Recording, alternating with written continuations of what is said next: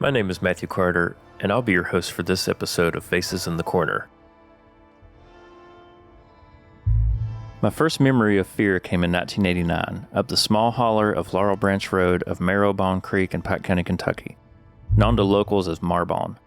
My childhood home rests between the mountains with friendly neighbors and family lining the road.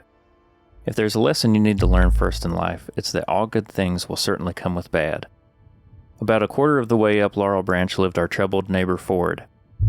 He was a non-alcoholic with a proclivity for the wrong side of the law. Our family had a history of unpleasant encounters with Ford, so we made sure to keep our eyes on the road when passing his home. One night we received a call from my grandmother, who lived in the closest house to Ford. Thanks to the prevalence of police scanners in the 1980s, she told my mother that Ford had stabbed his wife Billy and set their trailer on fire, leaving her for dead. Their next-door neighbor had noticed the flames and called 911. So when the police arrived, they pulled Billy from the burning home, but Ford was nowhere to be found. The police suspected he had tried to escape into the hills via the head of the holler, where our home was. My father was at work, so my mother and my brother-in-law, armed with a pistol, walked down our driveway to view the flames and make sure Ford wasn't nearby. I remained home with my two older siblings. I remember we turned all the lights off in the house and sat in the floor of my bedroom, which had the highest window.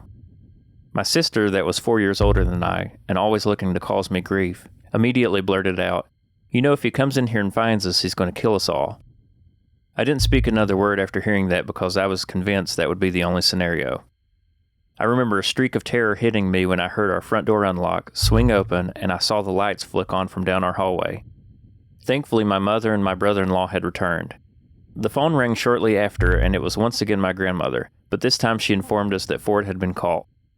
The next day we went to my grandmother's home, but first drove a little further down the holler out of curiosity. I stared at the still smoking frame of the burnt-down trailer.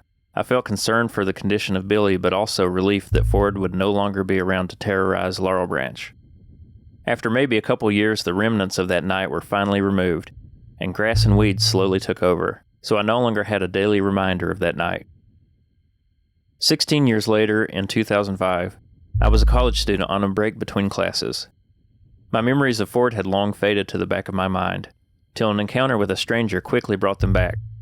I don't remember how or why I began having a conversation with this old man, but like any elderly person in eastern Kentucky, he was curious about where I was from and who my parents are. That could seem nefarious elsewhere, but in small-town Kentucky it's fairly normal. He knew of Marbone, knew of my dad, but more specifically knew all about Laurel Branch. "I had a dear friend named Charlie that lived up Laurel Branch," he said smoothly while puffing on a cigarette, but everyone called him Ford. He must have seen my eyes widen and my Adam's apple bob as I swallowed my shock. "Did you know him?" he quickly asked. "Oh yes, I knew him. I don't mean to disparage your friend or anything, but my only memory of him was when he tried to kill his wife and burnt their trailer down," I replied. The conversation continued and he understood my young animosity towards his friend. He acknowledged that drinking brought out horrible demons in Ford, and he couldn't control himself when he was drunk, but he also couldn't stop drinking. I wasn't convinced, but he continued to tell me about when he too found himself in prison. On the first day of his sentence, he was sitting in the cafeteria with all the other inmates. He told me how afraid he felt and how he thought maybe people would go easy on him if they knew he got caught selling drugs instead of a crime that makes you a target. He then told me all that fear and anxiety washed away in an instant when he looked across the room and saw Ford. He said, "You know that feeling of relief when you're outside working in the heat, but you take a break to drink a glass of cool water? Well, that's how I felt when I saw my friend, and from that day forward I called him Cool Water." Our conversation eventually ended and I never saw that old man again, but I was left thinking about what he had told me. As a child, I had built Ford into a real-life boogeyman. I feared he was going to break into my home and kill me and my loved ones the night he tried to do the same to Billy. I witnessed the aftermath of his drunken rage in the form of a smoldering pile of ashes. It was hard to accept that he was just another human swallowed by addiction, that he had people that loved him, and that even in prison for committing a heinous crime, he was given a pet name by a lifelong friend. It's difficult when people can still find good in something you perceive as evil, but when it comes to a friend or family member, it may seem like you don't have a choice. Our first story is a tale of family always being there for one another, but how one person's demons can forever haunt a family in more ways than one.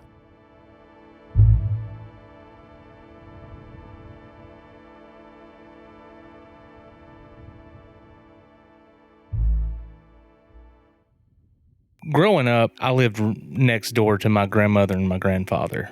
And about 4th to 5th grade, I'm thinking, maybe 6th, my grandmother's uncle, Joe, moved in with them. The story behind that was her Uncle Joe was a pretty bad alcoholic, and most of his immediate family didn't want to have anything to do with him. So the only place he had to go was to move in with my grandparents. So when he moved in, he was basically kind of detoxing from the alcohol. So he was a pretty grumpy fellow by nature. He was a bad alcoholic. It was to the point where my grandmother would not allow my grandpa to bring any kind of aftershave into the home because they had caught Uncle Joe drinking my grandpa's aftershave just to get some form of alcohol in him. So he was pretty bad off with, on the bottle. So I'm sure his withdrawal symptoms were pretty hardcore, and I think that's what led to a lot of his aggression toward my grandmother. He probably looked at her as, the person who wouldn't allow him to live his life the way he wanted to. And I recall one morning we were all sitting around the table, and my grandmother made gravy and biscuits. And I don't know if he was just having a particularly bad day or whatever, but by the end of breakfast, the scene was my great-uncle Joe with a knife threatening to kill my grandmother. So my introduction to Joe was always one of fear. I was kind of afraid of him because I was a smaller child at that point, and he just seemed kind of like a loose cannon. So, I spent a lot of time at my grandparents' house. But when you're a small child and you see someone just lose their mind at a dinner table and actually pull a knife on your grandmother, traumatic is probably an understatement. I didn't know what to do. It was one of those times where I was too young to really understood the gravity of the moment, but I didn't quite get it. I didn't know why he was doing it. And later on, that's when my grandpa explained to me, after Joe passed away, that he just had demons. He was trying to kick alcohol, because when he moved into my grandparents' house, they were hardcore Pentecostal. I mean, they were, no drinking, no, basically no fun. And so he went from a lifestyle where he could sit around and drink his cares away to a home where he wasn't really wanted, and then he couldn't drink. So I think he just snapped. And I can still recall, like in my mind, the visual of him just grabbing that knife and saying to my grandmother, I'll fucking kill you. As a small child in a Pentecostal household, number one, you never see anyone pull a knife, but number two, you don't hear, I'll fucking kill you. Well, that was the event that really kicked off my issues with Joe and why I fucked with him so much, because I didn't really like that he did that. And as a child, what are you going to do? It's not like you can sit down and have a conversation with him and try to get to the root of why he's acting that way. All you know to do is just fuck with him and try to run him off. But it didn't work.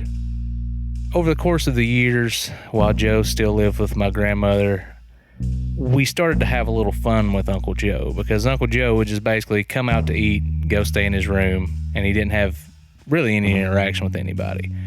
So me and my cousin and my stepbrother at the time decided that we were going to start fucking with Uncle Joe a little bit. So we would wait till really late at night. He always slept in the main back bedroom at my grandmother's house. They never really had an air conditioning unit, so during the summer months, they would always open the screen windows and to let the cool air come through and whatnot. So we would always climb up on the hill behind his bedroom. McDonald's used to put out these little Nickelodeon toys in their Happy Meals, and there was this one microphone that would change your voice to different sounds. So we would sneak up on that hill behind his bedroom with that microphone, and we'd say things like, "Joe, this is Jesus, it's time for you to go," or Joe, I'm going to kill you, and stuff like that. And then it escalated to not only just sounds, but we got our super soakers, and we started spraying water through that screen window. So needless to say, we fucked with Uncle Joe pretty hard. He kind of let it go for the first little bit, but then he started to let us know that he knew it was us. So he would, say things in passing like, I know what you kids and shit like that. The only time he would really say anything to us was when my grandparents were gone. So we used to play a lot of baseball and basketball out in the yard, which was in between my grandparents' house and my house. And if my grandparents were gone, he would come out on the porch and cuss us and tell us to get the fuck off the property and just yell at us and all this, that, and the other. So I didn't have a very good relationship with Uncle Joe. I always knew that Uncle Joe was kind of watching us from the door because my grandparents had a wooden door and they had a diamond-shaped window in the very top. And Joe was a fairly tall guy. I'd say he was probably 6 feet, maybe 6'1". So he could look out that window, but what I recall seeing was just the top of his head. And Uncle Joe had a very distinct hairdo. He wasn't one for hygiene very much. I mean, he wouldn't come out of his room very often. So he had old white scraggly hair that just kind of stood up, kind of like a cockatoo's hair. So we would always be on the lookout if we were outside playing to see if he was at the door. And that's when we knew that he'd come out and cuss us and all this. So the shenanigans continued. Uncle Joe lived there for probably 3 to 4 years, maybe longer than that. I would spend the night with my grandparents, and I would be terrified because I was always afraid that Uncle Joe would come in the middle of the night and just get his revenge, because he could have easily came in there and fucked with me the same way we fucked with him. There toward the end of his life, Uncle Joe basically just didn't come out of his room. My grandparents were taking food to his chair, and one morning my grandmother asked me to go get Uncle Joe for breakfast. And it was kind of an unspoken rule between me and Joe that I wouldn't cross the threshold of his bedroom door. So I would just go to the door and just scream, "Joe, breakfast is ready." Well, that morning, Joe didn't really react. So come to find out, I was the person who found Uncle Joe dead in his chair in my grandmother's house. That was always kind of weird for me as a child. That was my first experience with a dead body. I didn't get very close to it because I was pretty freaked out by the shit. But I do remember that being kind of heavy on me. I think I was just shocked because, like I said, I'd never encountered a dead body before. And he really didn't look dead. I mean, he was just slumped over in his chair. He looked like he was really passed out. But usually when I would scream at him for breakfast, he would at least move or acknowledge it. It was really weird for me to be in that home for the next week because I remember, them coming in to remove the body. Now, mind you, I'm in the home when, the coroner comes, make sure, yes, he's dead. They remove the body. And to be honest with you, I don't really recall any form of funeral service for him.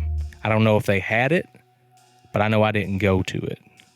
And I was not forced to go to it because my grandma and grandpa both knew about the relationship that the grandkids had with Joe. They didn't know the extent of the torment we put him through, but they knew we messed with him a little. So they never forced us to have any kind of interaction with him. In fact, they encouraged us to not have interaction with him because they both knew that he was a loose cannon. I mean, he was, that was back in the day when mental health was not, in the forefront. Nobody really thought, oh, does this person have mental health problems? We just chalked it up as a cranky old alcoholic who's just pissed off with his lot in life. And, there was probably a lot of mental health concerns there. I mean, I'm sure. Over the course of time, the memory of Joe kind of left, I guess. And so did my grandparents. They moved from their old home to Menifee County down around Cave Run Lake. So my dad had the bright idea of buying my grandparents' house. So we moved into that house. And I made it abundantly clear when we first moved in that I was not going to sleep in Uncle Joe's bedroom because that shit gave me the creeps. I always kind of felt like a weird presence in that home, kind of like some tension in the air. It was always just super strange. And then that's when I started seeing Uncle Joe.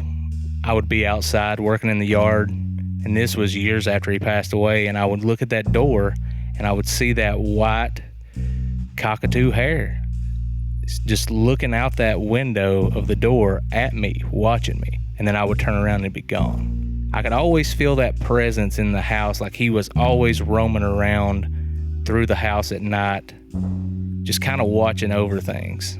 I would always hear like someone walking through the house. I kind of had a feeling it was, something nefarious, but at the same time, I also realized that house was old as shit.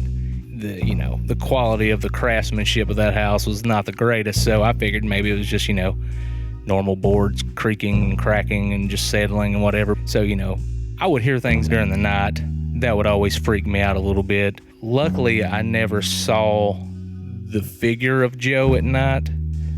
Most of the time when I saw Joe was during the daytime when I was outside and I would see him in that doorway. If I would have spotted Joe at night in that house, I'd have lost my shit. I'd have been out of there in an instant. So, you could feel like just the presence, and you would hear things that would just bump and go on in the night. But as far as like spotting Joe, that was normally when I was outside looking at that door, because that's usually where he would post up to kind of keep an eye on all of us. And I know what he was doing. I mean, he was doing that to make sure we weren't fucking with him in the back, because we gave him hell a lot. I mean, we would run through the house just screaming, and I'm sure being an old man who's trying to kick alcohol and knowing that your immediate family don't really want you around, let's add 3 little shitheads on top of it, and I'm sure his quality of life there toward the end wasn't great. It was always a very uneasy feeling, so much so that I went to live with my mother.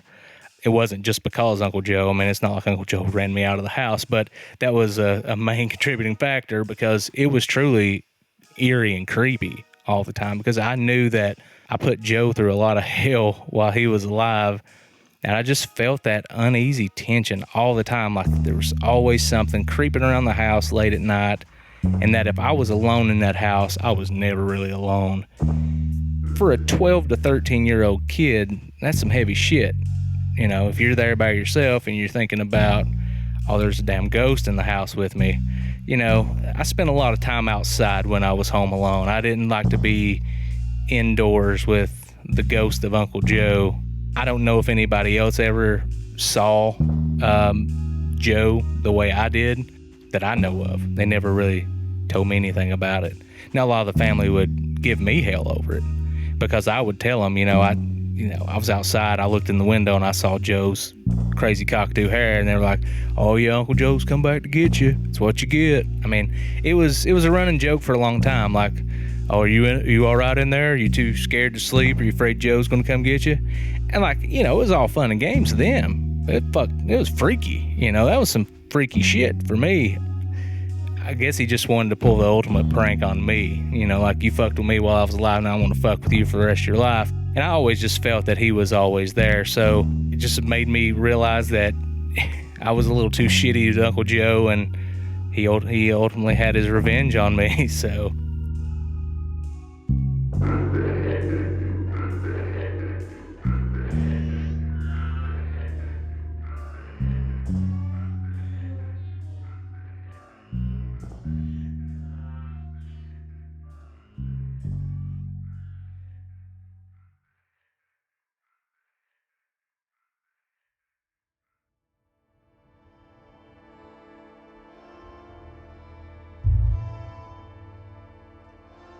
Most people are not going to initially believe something without perceiving it themselves, be it receiving bad news or hearing something they don't think could ever happen, something that doesn't fit within their reality. They don't want it to be true, so they trick their brain into not believing, in hopes that it won't truly manifest. Experiencing fear and trauma firsthand can often cause one not to believe what they experienced, and the burden of proof falls on those helping them heal. Sometimes trauma is passed down and lingers for generations, burrowed deep inside someone, or perhaps something.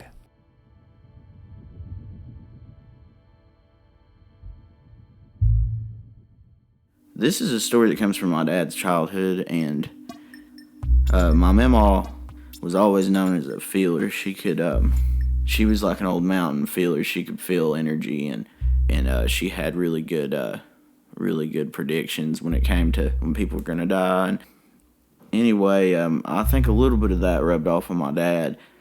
When my dad was 10 years old in 1990, my papa and my mamaw decided to rent this double wide down Ignorant Fork and Pound, which is the right-hand fork of Bold Camp. And they were at the very, very end of Ignorant Fork. And just despite the name, my papa thought it was a good place to raise kids. And, you know, there was a lot of land and the rent was cheap. And they hauled a bunch of their furniture down there and they moved right in. Well, not weeks after they moved in, my dad began waking up in the middle of the night. You know how double wides are laid out. They usually got 2 or 3 bedrooms, and the middle is usually where the kitchen and the dining room and the big open living room are. My mamaw and papa's bedroom was at one end, and his bedroom was at the other end, and he had these big bay windows in his bedroom. My mamaw worked as a hairstylist, and she would get home pretty early in the evening. My dad would ride the bus when he'd get out of school to get home, and he'd get there before them. But my papa would be working for the strip job, and he wouldn't get home until real late sometimes. Well, that left my dad and my mamaw both there alone a lot of times. Well, and he wouldn't get home until really late. So my dad kept waking up in the middle of the night. He didn't know why, and he wasn't getting good sleep. And one night he woke up, and he looked out the window, and he saw something glowing out the window. And keep in mind, this is way back in the holler. This is way at the end of the holler, and there wasn't really, they didn't have neighbors directly around them, and it wasn't Papa. Mamaw was already in bed, and, well, he saw this glow, and he went and looked out the blinds, and there was this glowing, disembodied figure floating right outside his window, and he jumped and screamed because he didn't know what to think of, and he ran to my mamaw, and she was just like, well, honey, you can just sleep in here with me now, but there's nothing out there. There's nothing to be afraid of. And, well, so he went and slept with mamaw, and the next day, Papa and mamaw decided to put him back in his bedroom because they thought he was making shit up. Well, they put him back in there the next night, and he woke up, and he saw a full-bodied individual standing right out the bay window, staring in at him. And boy, did he jump. He didn't know what to do, so he ran screaming back to my mamaw, and she was like, honey, I don't feel nothing wrong. And but I understand you're shook up, and my papa wasn't having any of it. He didn't believe in that shit, and he always said he didn't. He'd never seen anything. He was the type of person who you'd have to show him something for him to acknowledge it and believe it. The next night after that, they put him back in that room there in his bedroom across. And this night, my papa wasn't coming home. He was staying up in West Virginia working. An axe decided to fly right out from under my dad's bed, and it nicked right into the wall. And this disembodied, well, at this point it wasn't. It was like a full person or figure was standing right in his room, and he was paralyzed with fear as it got closer to him, and it grabbed his hand and tried to take him out the window. He finally got up the courage to break free and run across the house to my mamaw. She screamed bloody murder too.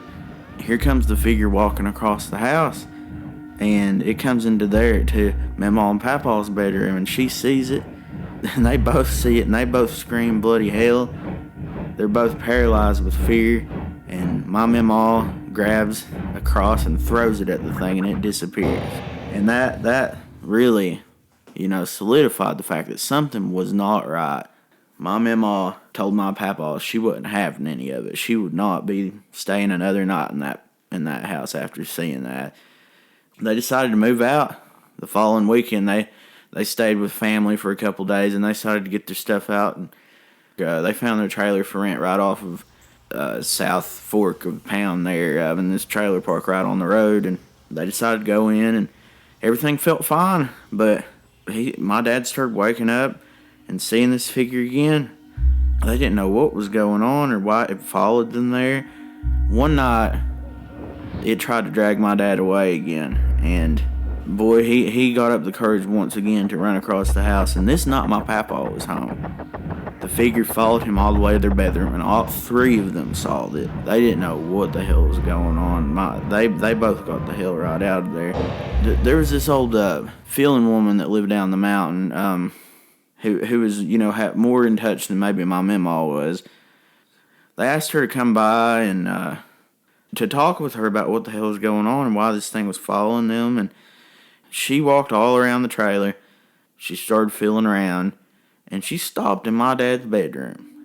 They had a lot of old furniture that was given to them by family members and people in the community. And she put her hand on the post of his bed, and she said, "Holy shit.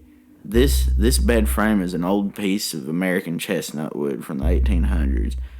And she said that it belonged to somebody down on South Mountain, which is, you come back down into Virginia from Kentucky, there's a road you can take south of Pond Mountain that can take you all the way to the Breaks Park. And it's always been known for very mysterious things going on down there. She said that, well, this belonged to a witch that lived down South Mountain. She cursed this whole area because some outlaws tried to rape her, and she cursed everything in her house. They tried to rob her too, and this bed frame was part of that deal. And it somehow wound up in possession of one of my family members and my mama and papa's hands. And they decided not to burn it, so they took it out to the old home place where my mama was raised and stuck it in this old barn. To this day, you can go up there and see this old bed frame, and it gives me the heebie-jeebies thinking about it.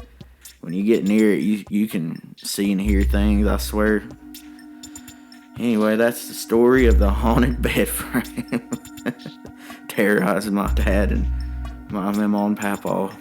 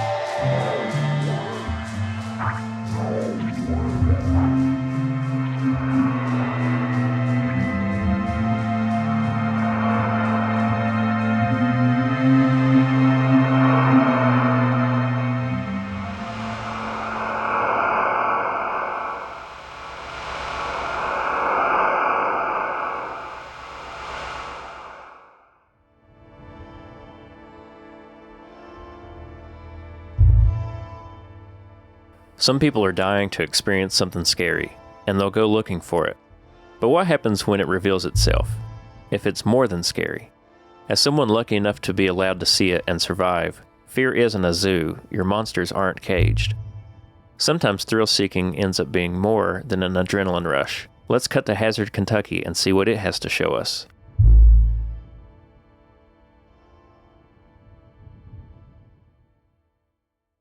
The scene is Hazard, Kentucky.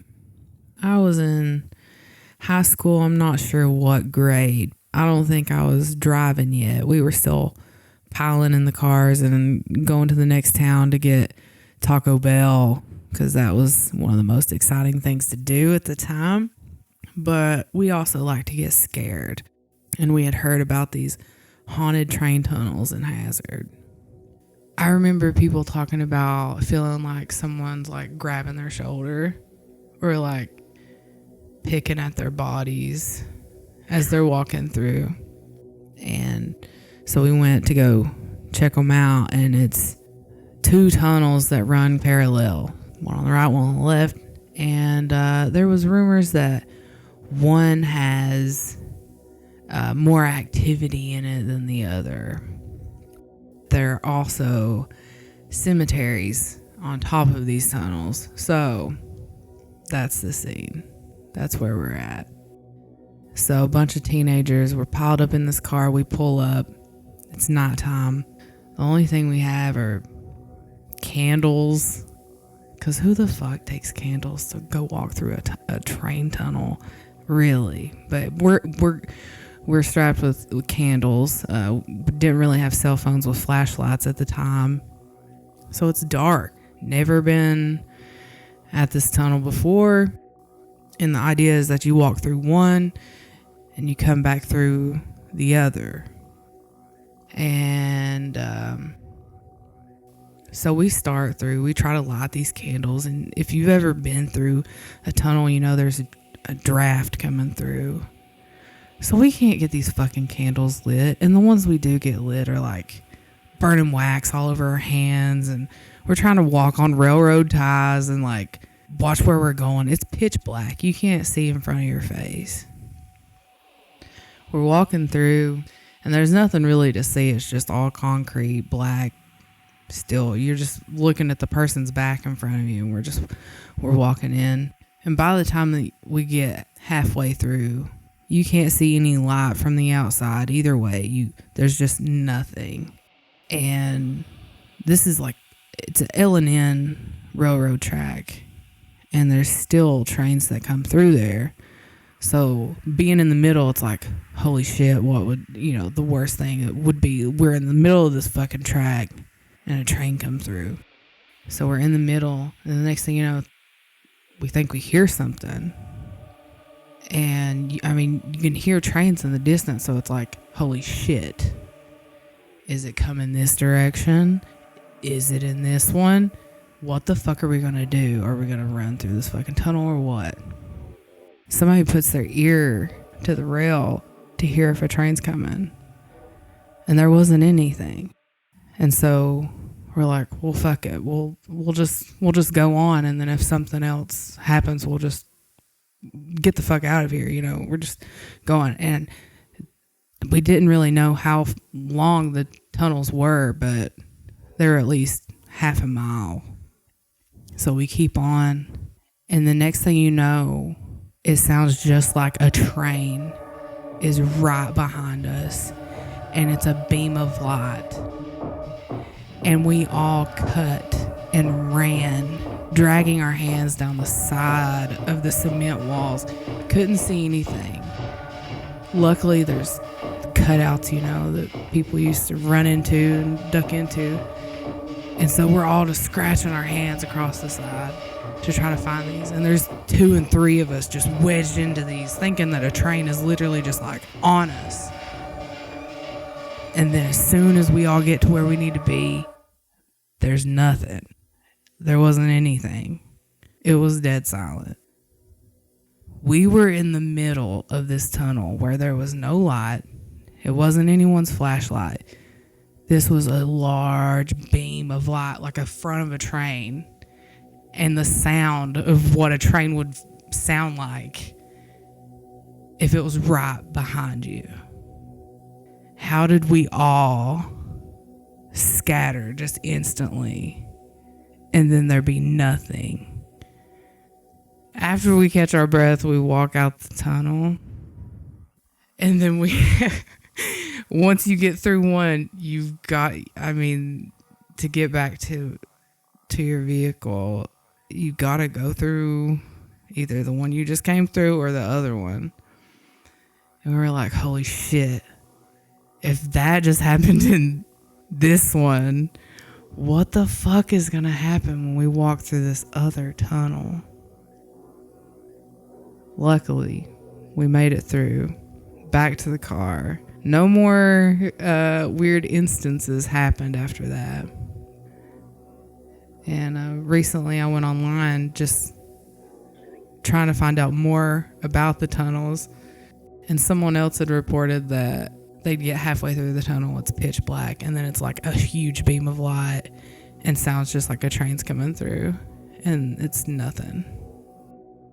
I've always been like into the idea of there being like paranormal stuff in like another realm. I don't think I ever like was closed off to that idea, It's like, these realms are just like onions, and some of us are just existing in different layers at different times. And like, this is just the one we're in right now and can like make sense of. And maybe sometimes those like layers are thinner in certain places or overlap.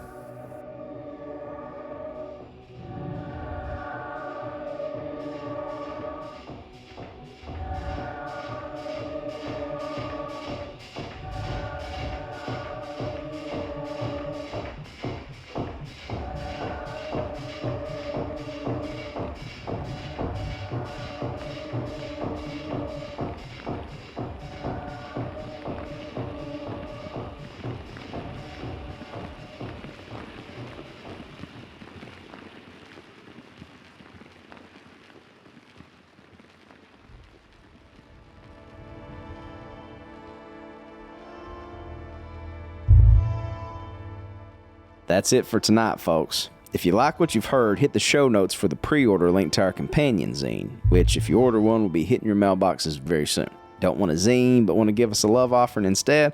Our Venmo and Cash App links are in the show notes as well. Faces in the Corner is brought to you by Boss Babies LLC and through the generous support of our sponsors and listeners like you. Faces in the Corner is produced by me, Tom Sexton, Matthew Carter, Levi Funk, and Daniel Pujol, with original music by Daniel Pujol. Thanks again for being with us, and remember, when you lay your head down tonight, you cut off all those lights. May the faces you see in the corner be ever in your corner. Sweet dreams.